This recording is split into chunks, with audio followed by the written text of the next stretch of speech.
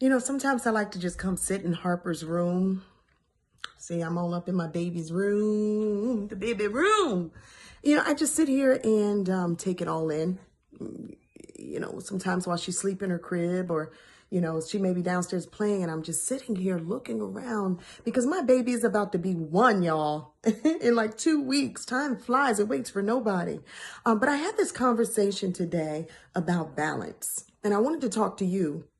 Because so many people, we focus on success. We're so success driven and goal driven here in the United States. And you go to many other countries and they're driven by family, or they driven by quality of life. And we miss out on a lot of that. I remember, a couple years back, actually it was probably more than a couple now.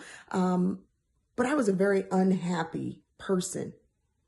And I'm just going to be very transparent and say it showed in everything that I did. I mean, when you're miserable on the inside, you're going to be miserable on the outside. But I was just very unhappy. And I realized it was because I was one dimensional. And I defined success by what I accomplished only in my career. Do you know what I'm saying? When success is so many different things. You have housewives who are successful. Why? Because they are balanced and, they're happy. Success to me is not about the amount of dollars that we have in our bank account. Not anymore. At one point, that's what it was for me. It's not anymore. Success is not the amount of followers that you have on social media, the amount of events that you get invited to. Success is joy. I want to tell you, you show me 20 multimillionaires, I'm going to show you at least 18 people who have antidepressants in their medicine cabinets, because money and career goals, that's not what's going to make you balance. That's not what's going to make you happy.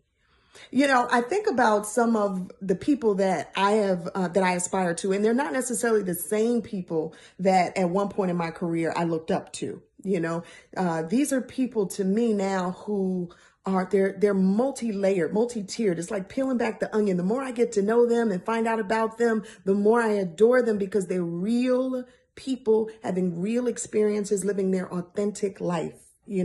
So for instance, Oprah Winfrey has been one for a long time for me and for many. But what I love about her is not necessarily what the world loves about her. Of course, her career and all that she's managed to build in this amazing empire. What I love are the little things. Like, we know that she loves to read books and she searches for inspiration in everything. We know that she's a girl's girl, right? She likes to hang out with her girl Gail and take road trips and whatnot, and that she sows seeds and gives back. And so she has a lot of the qualities that I value. Someone else that I've come to really just smile, when I say her name or I see her show is Tamron Hall. And that's because she's been through hellfire, right? Some of the same things I've been through in my career, and maybe some of you have, where you've been, a little shut out a time or two, but God. Right? But God, because when I look at her, I realize that it had to happen, her experience and all that she went through with the Today Show, because then what came after that? She took a breather. She reinvented, she renewed, she went, got married, had a baby, and came out a whole person. Do you know what I mean? Not just one dimensional, speaking just to her career and, just as a talking head, but this whole person that had, that arrived and shows up with her whole spirit now every time. And that's what I'm saying, guys. We have to learn how to enjoy the little things in life, discover what makes us happy. Not what the world thinks should make us happy. Not because we got a new pair of shoes or a pocketbook or, got another award or another notch on our belt. For me, sometimes it's the little things. Like, what I love to do? And this is going to sound crazy. I love to buff my toenails. Because I like when they're nice and smooth, no ridges on the top. It's like those little things.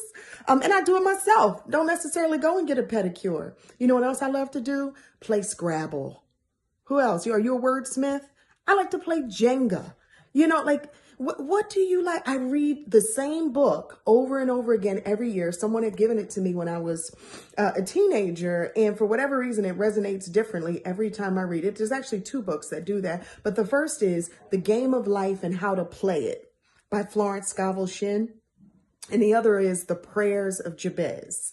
Yeah. So, I mean, there's what makes you tick. Rediscover that and reconnect, because that's how we find our joy. That's how we find our happiness. I think the reason why so many people are depressed now is because we're living in our cell phones, right? We're living on social media vicariously through other people.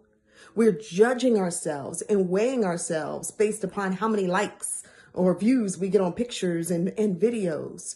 We are disconnected from our spirit. Where's your soul? Call it back to you. Okay? And that's success. Not all these other worldly things. I'm talking about spirit. I'm talking about soul. I'm talking about chicken noodle soup, sweet potatoes, and collard greens in your soul. Can we do that together? I don't know what motivated this video today. I was sitting here, putting the finishing touches on my course, which I want you to get, by the way. Flip Your Way to Financial Freedom. And you can get that by going to learnwithegypt.com. Okay.